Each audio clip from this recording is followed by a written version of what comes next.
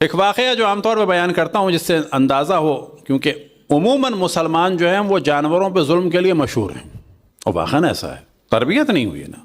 یعنی مسلمان کو یہ محسوس ہوتا ہے عام طور پہ کہ حج کر لیا، زیارت کر لی، یہ کر لیا، نماز پڑھ لی، یہ کر لیا، اس سے گناہ معاف ہو گئے، اس سے گناہ معاف ہو گئے، تو اس کے ذہن میں یہ رہتا ہے کہ بس ہمارے تو سارے پرابلم سالو ہو گئے، آن لائن کلیئر.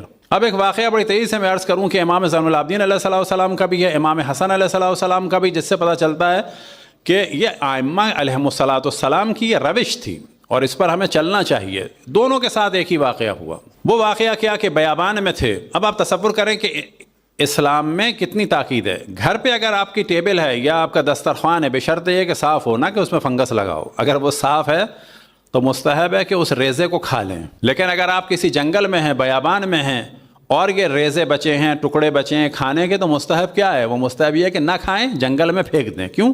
جانوروں کے لیے، کیڑوں کے لیے. ان دونوں ائمہ سے منسوب ہے کہ ایک دفعہ سفر میں تھے اور وہاں پر کتا آ گیا. تو خود امام زین العابدین علیہ السلام بھی اور امام حسن علیہ السلام بھی ایک نوالا خود کھاتے تھے، ایک اس کتے کو دے دیتے تھے. اب ہمارے ذہنوں میں کیا ہے کہ جو کتا نجس العین ہے، بابا کتا نجس العین ہے، لیکن اللہ کی مخلوق ہے کہ نہیں ہے؟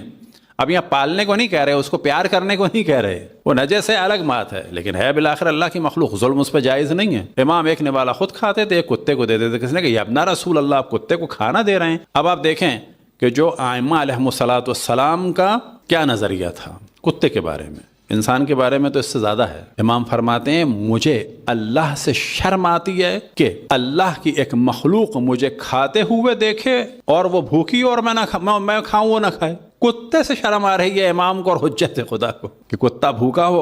اب آپ تصور کریں ایسے میں سگا بھائی پریشان ہو اور ہم ٹھاٹ کریں، سگا کوئی کزن پریشان ہو. یعنی اگر پرابلم ہے اس کے سالو کر سکتے ہیں تو بہترین عبادات میں سے ایک ہی عبادت ہے. یعنی ائمہ فرما رہے ہیں تو کتے کے لیے. پھر امام حسن علیہ السلام نے ایک دفعہ ایک غلام کو دیکھا جو خود ایک نوالا کھا رہا تھا، ایک نوالا کتے کو دے رہا تھا. اب ظاہر ہے امام نے دیکھا یہ تو ہماری روش پہ چل رہا ہے، تو امام نے آ کے اس سے سوال کیا کہ تم کیوں کر رہے ہو ایسا؟ تو اس غلام نے یہی جواب دیا. نہ وہ امام کو جانتا تھا، نہ امام اس غلام کو جانتے تھے. اس نے کہا یہ بھوکا ہے، مجھے اچھا نہیں لگتا میں کھانا کھاؤں یہ نہ کھائے. تو امام نے کہا کہ کیا نام ہے تمہارا؟ ہاں. یہ باغ کس کا ہے؟ یہ فلانے آدمی کا. تم غلام کس کے ہو؟ کہ فلانے کے. اسی کے.